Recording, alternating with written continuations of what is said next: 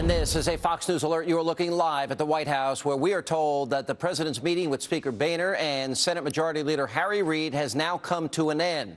Now, we are awaiting possible remarks of that meeting. We expect in just moments. And joining me now are two GOP freshman members, both members of the Tea Party caucus from Florida. Congressman Colonel Allen West is with us, and Congresswoman Sandy Adams. Guys, good to see you. Thanks for being with us. Colonel West, first of all, your take on this whole issue and the potential of a shutdown, and do you believe, and are you insisting that and encouraging Speaker Boehner to stay strong, and does every penny count to you?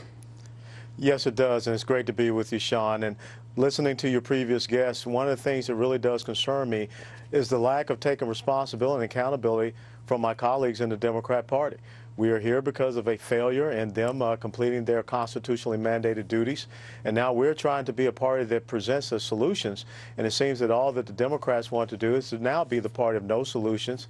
And this demagoguery of saying how we're going to kill seniors and we're going to hurt children and things of that nature, which is totally unproven. It's just empty rhetoric, pretty much so, and it's very quite emotional. Yeah. So I think that Speaker Boehner must stay the course, because as we look at the trillions of dollars that the situation, the magnitude of it, $61 billion is a raindrop in an ocean. How important to you, Congresswoman, is it that Speaker Boehner, your leadership, hold firm to that $61 billion? I'm sorry. Well, it's important, like Congressman West just said, that to remember how we got here. This all right, hang on, Congresswoman, if you wait just a second. Apparently, President Obama is just seconds away from going to the White House briefing room, where he is going to address the press right now. And the meeting that he just had with Speaker of the House John Boehner and Senate Majority Leader Harry Reid has ended, and we expect the president's going to go first. And then immediately after that, we also expect that John Boehner and Senate Majority Leader Reid will also be addressing the public. And as a matter of fact, here's the president. Oh, no, that's not the president. All right, let's go back. Congresswoman, go ahead. What I was saying is, like Congressman West, we have to remember how we got here. And we got here because the 111th Congress failed to do their job. You know, the Democrats held both the House, the Senate, and the White House, and they chose not to do a budget. 47 days ago, we put forth a budget, one that they chose not to do. And we have been waiting 47 days. And it's nice that the president has now engaged, but it was 46 days before we saw any kind of movement in that direction. Yeah. And Colonel West, I mean, the rhetoric that's being used, Republicans don't want women to get breast cancer screenings. Republicans don't want clean air. Harry Reid actually said that. This is a death trap for seniors. Nancy Pelosi, 6 million seniors will go without food. This was their responsibility. They had the opportunity for months to do it. They had full control. What do you make of this demagoguery, which is all untrue? Well, it is very hurtful to the political process here in the United States of America, and it really is bad theater. As a matter of fact, today you saw many women from Planned Parenthood coming up, and they had the pre-printed signs calling it a war on women. You know, I'm married, been married for 21 years. I have 2 daughters. My oldest will be 18 this Saturday.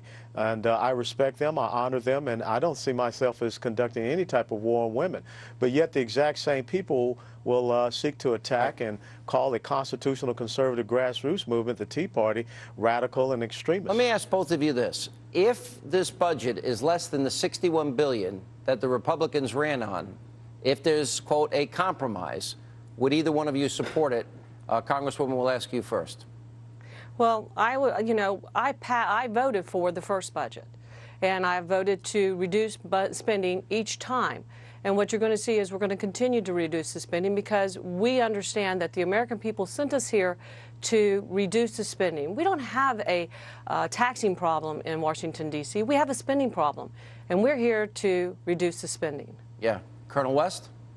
Well, I'm pretty much understand that when you set the bar low, you will continue to drop low. And if we can't do a simple thing as far as cutting $61 billion when we're basically spending $4 billion a day, how can the American people trust us to move on to a bigger issue, which is the 2012 budget and the out years, where we're going after $6.2 trillion? So we've got to prove ourselves, and we must be able to do the small things before we're entrusted to go out and do the bigger things. Colonel, are you happy with Paul Ryan's $6.2 trillion that he is proposing in cuts? Yeah, I think it's a great start, and I think the important thing is that what he has looked to do is to tell the American people, we want to balance this budget, but we want to balance this budget without raising taxes, without affecting our seniors, and it's going to take 26 years to do that. And that's why you saw the Republican Study Committee show that if we wanted to balance this budget within 10 years, these are the effects that's going to happen as far as taxation and the effects upon our seniors. So what we have done, the Republican Party is no longer the party of no. It's the Democrats who are now the party of no solutions. Congresswoman, same question.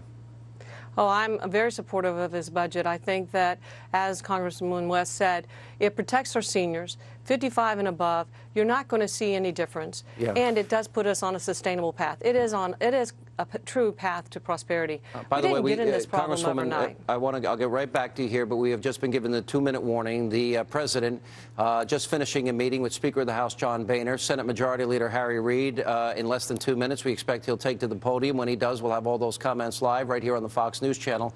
Congresswoman, back to you. I didn't want to interrupt your answer.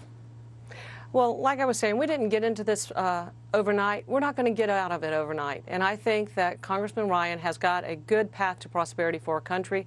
And we are working towards letting our children have the same opportunities that we had. Yeah, we want to ensure their opportunities. Colonel West, what really scared me was some comments by the CBO that said that, you know, under any proposal, they don't see how we get to a balanced budget. What was your reaction to that? Well, that just lets you know the gravity of the situation that we're in. You know, Sean, when you look at these past 3 years, $1.42 trillion, $1.29 trillion, now $1.65 trillion in deficits. We have a $14.3 trillion debt. You know, that's one of the key things we must do. We've got to turn this economic fiscal ship of state around. If we don't, we're heading toward the rocks and we're going to crash the United States of America. So this is a very decisive moment for us to go forth and make sure that we secure the American dream and the American ideal for our children and grandchildren. Congresswoman, why do you think the president, who said we need to deal with entitlement reform, said he'd cut the budget deficit in half, why do you think when he presented his budget he didn't deal with any of these things? Because he's... Oh, I'm sorry. That's okay, Alan. I really believe that he's very good at talk, but I'm one of those people, I guess it's my law enforcement background, that believes that actions speak louder than words. And although he said that's what we needed to do, he didn't lead. Much like he hasn't led on this issue when his party, when Congress of last year did not produce a budget. And that's why we are here today at this moment in time, is because he and his party did not produce a budget. Yeah, you know, Colonel West, I got to tell you, by the way, here, excuse me, here is the President of the United States. I just completed another meeting with Speaker Boehner and Leader Reid. I want to report again to the American people that we made some additional progress this evening. I think the staffs of both the House and the Senate, as well as the White House staff, have been working very hard to try to narrow the differences. We made some progress today. Those differences have been narrowed. And so once again, the staff is going to be working tonight around the clock in order to see if we can finally close a deal. But there are still a few issues that are outstanding. They're difficult issues. They're important to both sides. And so I'm not yet prepared to express wild optimism. But I think we are further along today than we were yesterday. I want to reiterate to people why this is so important. We're now less than 30 hours away from the government shutting down. That means, first of all, 800,000 families, our neighbors, our friends who are working hard all across the country in a whole variety of functions, they suddenly are not allowed to come to work. It also means that they're not getting a paycheck. That obviously has a tremendous impact. You then have millions of more people who end up being impacted because they're not getting the services from the federal government that are important to them. So small businesses aren't seeing their loans processed. Folks who want to get a mortgage through the FHA may not be able to get it. And obviously that's not good as weak as this housing market is. You've got people who are trying to get a passport for a trip that they've been planning for a long time. They may not be able to do that. So millions more people will be significantly inconvenienced. In some ways, they may end up actually seeing money lost or opportunities lost because of a government shutdown. And then finally, there's going to be an effect on the economy overall. Earlier today, one of our nation's top economists said, and I'm quoting here, the economic damage from a government shutdown would mount very quickly. And the longer it dragged on, the greater the odds of a renewed recession. We've been working very hard over the last 2 years to get this economy back on its feet. We've now seen 13 months of job growth, 1.8 million new jobs. We had the best jobs report that we'd seen in a very long time just this past Friday. For us to go backwards because Washington couldn't get its act together is unacceptable.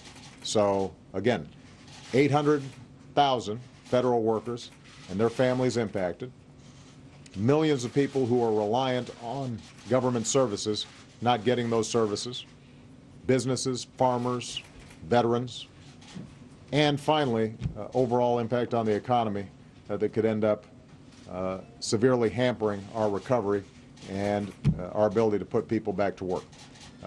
That's what's at stake. That's why it's important to the American people. That's why I'm expecting that as a consequence of the good work that's done by our staffs tonight, that we can reach an agreement tomorrow. But let me just point out one last thing.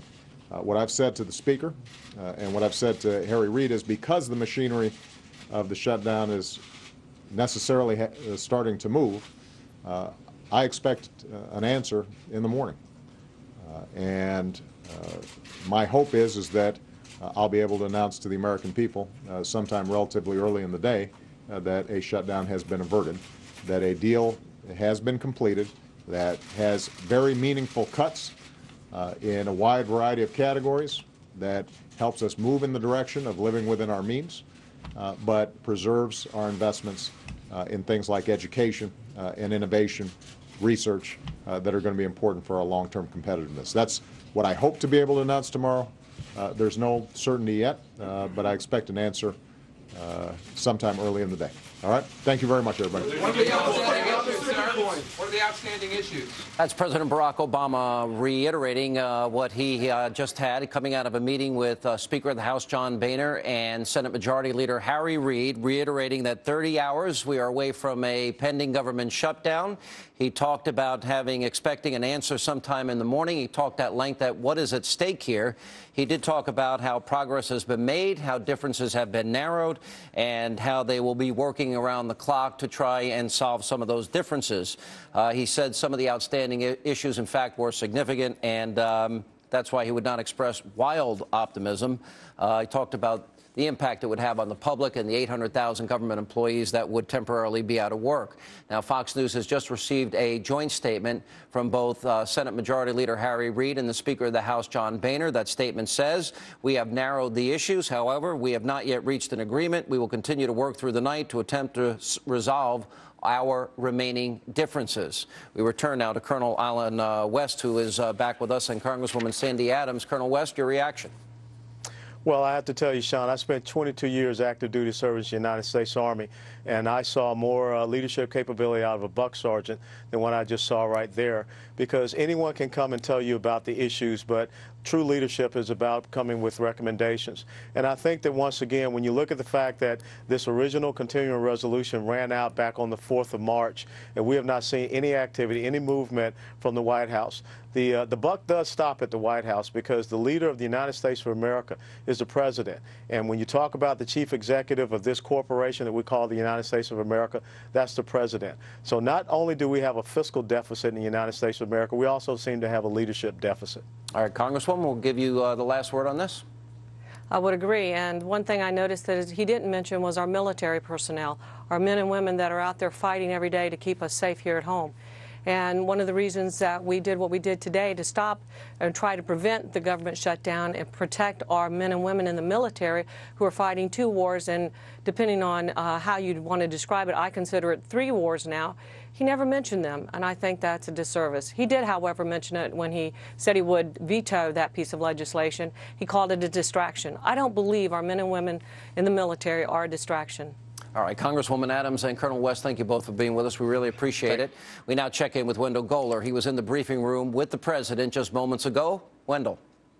Well, Sean, I think the significant thing is that the president says he expects them to solve this overnight, that he wants an answer early in the day tomorrow so that he can announce to the American people that a government shutdown has been avoided. But he also said he was not wildly optimistic. There are clearly differences both over the number, the amount to cut, over precisely what it is to cut, and over some of the riders in the bill that would impact Planned Parenthood, the Environmental Protection Agency, the enforcement or the enactment of last year's health reform law, which Democrats say are improperly placed in a budget document, though Democrats have put policy riders of their own in previous continuing resolutions that, for example, dealt with the ability of the District of Columbia to offer abortions to poor women, and also dealt with family planning services. So there is an ideological debate over that, and a debate over numbers and precisely what to cut that will go on through the night. And the president says he wants it resolved by the morning, Sean. Yeah, well, and he talked a lot about what is at stake and reiterating that we are just, about 30 hours away now from this, in fact, happening. And Wendell Goler, thank you for being with us tonight. We appreciate it. Again, we just got a statement from both Senate Majority Leader Harry Reid and Speaker of the House John Boehner. We have narrowed the issues. However, we have not yet reached an agreement. We will continue to work through the night to attempt to resolve our remaining differences. We will continue to monitor all of the developments on the budget from Capitol Hill. Let not your heart be troubled. Our great American panel is coming up straight ahead.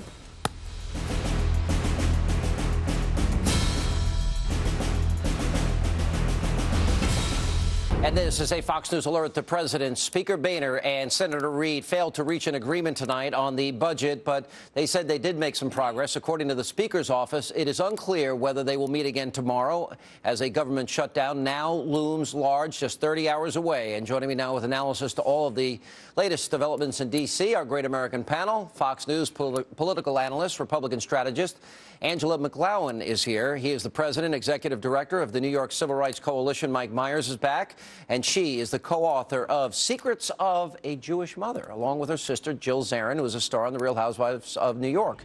She's also a radio talk show host, and I've been a guest on her program, and she beat me up brutally. Lisa Wexler's here. Good to see you all. Thanks for being here. All right, first of all, you know, the fact that we're even in this situation, to me, is amazing. And the fact that the Democrats think that they can pull off, oh, Republicans don't want to feed grandma. Oh, Republicans don't want women to get cancer screenings. Oh, you know, all the hyperbole is. I think they're living in 1995 rewind. Sean, as you brought up tonight at the National Action Network debate, that they could have passed this budget by October 1. Then you said November 10th after the election. Then during the lame duck session, or you said also in January. But they didn't do it. We wouldn't be in this mess if Obama and his Congress would have done what they should have done. Well, now they're blaming Republicans. At this 11th hour, this is not what they call brinkmanship. It's what I would call blinkmanship. And I will bet you that the commander in cowardice will blink. And because if we believe in a lean government, a limited government, we should believe that we only need essential employees. We shouldn't have any non-essential employees. See, I'm a little torn. Because he has a history of blinking. I mean, that's right. You know, You're talking about President Obama. I think he's weak. Yeah, I think he's timid. Commander in cowardice. All right. Yeah. So, but the point is, Does anybody on the panel like him at all? Because I'll play devil's advocate. I don't. Commander in cowardice. I voted for him. Listen, I don't dislike Obama. I don't know him. I dislike his policy and the fact that he flip-flops and he is weak. But I'm not sure if he wants this because he thinks there's a political advantage, or if he will blink as Michael's suggesting. I think he will look weak if there's a government shutdown. Inevitably, the buck stops here, and it stops with him. Yeah, especially because the Democrats had significant majorities of the House, Senate, and didn't pass it. And also in November, we had an election that gave a signal to him and everybody else. Now is the time to negotiate. But my point is now is the time to cut was the message. I don't think it's negotiate. But my point is, if you're going to cut, let's look at the bigger picture and cut big. I mean, how many departments do we need? Do we really need an education department? Can't we merge some of these departments? Some of these. Have you read Ryan's budget? Ryan is doing all of this.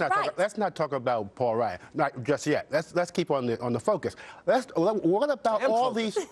Look, American citizens. They write to the government. They email the government.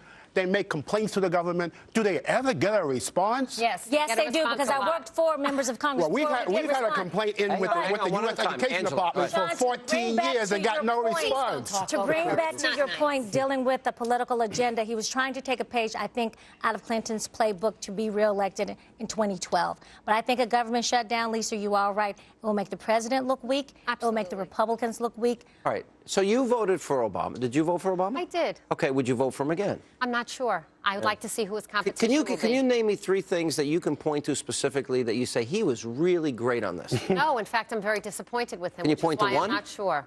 That I thought he was really great. I liked his Supreme Court appointees. Oh, they're the worst of the worst. I don't think that so. is like the two of the highest. No, I don't agree. I mean, you now have changed your mind. You won't vote for him again. It depends on the field. Are you happy? Can you name any accomplishments? The Republicans have a very thin bench right now. In 2016, they could have a very strong bench if they put Marco Rubio up and maybe Jeb Bush. But right now, they have a thin bench, and the Democrats are not going to challenge Obama. So it's anybody's. But I always go for the best candidate. I don't think that we have a thin bench. I don't think that we have. I agree with you. Anytime believe Donald Trump comes in second in polls, he got a thin bench. I believe. Oh yeah, yes, absolutely. I would support but I think he's a front runner. You know, you got guys like John Kasich and Marco Rubio and Bobby Jindal and who? John Kasich. John Kasich, Marco Rubio, Bobby Jindal. Marco Rubio just got to the United States Senate. Sarah Palin. Well, how long was Obama in the United States? Read my hand. No new taxes. How long was Obama in the United States Senate before he was elected to the presidency? All right, we got to take a break. We have more on this very busy news night with our Great American panel. Plus, Donald Trump is on the hunt for President Obama's birth certificate, and here is what he told me about his latest plan to uncover what he thinks the president is hiding. And we continue now with our great American panel. All right, so Donald Trump's going to be back on the program next week. He was on my radio show today, and it's all over the news that he has investigators now in Hawaii looking into the issue of the birth certificate. Here's what he told me earlier. What do you make? So much has been made over the fact that you have come out and said, release the birth certificate. The latest news is that you have launched your own investigation in Hawaii, and you said you can't believe what we're finding there. What are you finding? And also what you're not finding. As an example, just as an example, I can go to the hospital that you were born, and I can find out who your doctor was, how much your parents paid to have you, a wonderful day for this country, how much your parents paid the doctor, how much they paid the hospital, what room number you were born in, all of the different things, right? Metropolitan Hospital, New York. I have. Good. Yep. I can't do that in Hawaii. And, you know, his own family doesn't know the hospital he was born in Hawaii. He's got a grandmother that said he was born in Kenya, and she was there. Why are you shaking your head? Because what I read about this on Snopes.com, which is a pretty reliable source. On what? Snopes. Snopes.com. Don't laugh. It's a very reliable source that gets rid of a lot of internet scam. Okay. I've heard of the website. Okay. Is that the person that was quoted as having the conversation was not the grandmother, but was the step-grandmother, a woman by the name of Sarah Obama, and that, in fact, when you read the transcript of what she said, she was asked about whether or not the grandmother was present at the birth, and she said yes, and then the follow-up question was in Kenya, and she says no, in America. Okay. Sean. There are conflicting reports. Could you look? I'm just assuming he was born in America, and Okay. Donald Trump said the same thing to me. Okay. Do you think it's odd that after all this time that they just don't release a stupid thing and move on? He should do that to stop it. But look, Donald Trump, and I'm sorry to say it, is like the Lady Gaga of marketing, dealing with corporate marketing. And now he has his name back out there again. And if he wants I don't think he's doing it for that reason. If he wants to be seen as a viable candidate, bring up the Bertha issue or the Bertha bill issue will help him with those one-issue Tea Party voters. I think he's a lot deeper than that. Because I've interviewed him now, and I've interviewed him many times. He's talking about China. He's talking about the economy. He's talking about. Man. Hang on. He's talking about America and how we have been in decline, and he doesn't like it. He feels that we can do better with the budget. Listen, and that's where he's strong. But wait a minute. But in fairness to him, when he goes on all these interviews, and we talked a lot about other issues today. Right. He's asked about this, and he gives an honest answer. Donald Trump is to electoral politics what Al Sharpton is to civil rights. Oh, stop. He's a publicity seeker. He cannot be taken seriously. O'Reilly, your friend, said on his program that he couldn't understand why Obama was reversing all his campaign promises. Sean, Just let me finish my sentence. Once he was president, and then O'Reilly said, well, it's because the CIA and the FBI must have showed I don't him know if you're something. looking at the polls. The joke was they showed him his birth certificate. Well, Michael, may I say something now, please? May I please say something now? Donald Trump is up in the polls, if you read the Wall Street Journal today, as number 2 because people today are solutions-oriented. People today are solutions-oriented, and Donald Trump is a great leader. I think if Donald Trump sticks to the issues that you were just talking about, he will absolutely build a base of support. But the birth is a distraction. The birther issue is a distraction. I got you to the distraction, but I go back to this question. I think he was born in the U.S., but can you find your birth certificate? Yes. Can you find yours? Yeah. Yours? But I did do a little research. Mine? Sean, Yes. can I ask you something? And I really don't know the only answer to this. compelling... Hawaii was made a state in 1959. Obama was born in 1961. Is there a possibility Hawaii is... No, I'm not kidding. Hawaii is not in the continental United States. Is there any... Is there a possibility that maybe they didn't have those kind of hospital records in Hawaii in 1961? What? And that's the best they can do? Okay, no. Lisa, look, I respect you, but look, I was born in Mississippi. And First of all, we know that they did, too. Yes, exactly. That's the big excuse. And the bottom line is this: Obama can stop this whole thing. Just show your birth certificate. Well, look, if he weren't born in the United States, Hillary Clinton would have found that out. This is not an issue. Wait a minute. Hillary Clinton didn't deal with any of the other controversies either, because I think they were cheering me on from behind the scenes. Keep going, Hannity. Good job. Found it out. Isn't that an interesting little tidbit of history? Hey, if they can, because they didn't have the guts to do it themselves. They're like, Hannity, keep going. You're doing a good job. If Trump's investigators can go to listen, I would rather stop talking about the issue, but I think the way to end it is just show your the stupid certificate and move on. End of story. I don't disagree, but there's obviously a reason why he doesn't have it. Okay, then what is it? What could it be? I don't know what it is.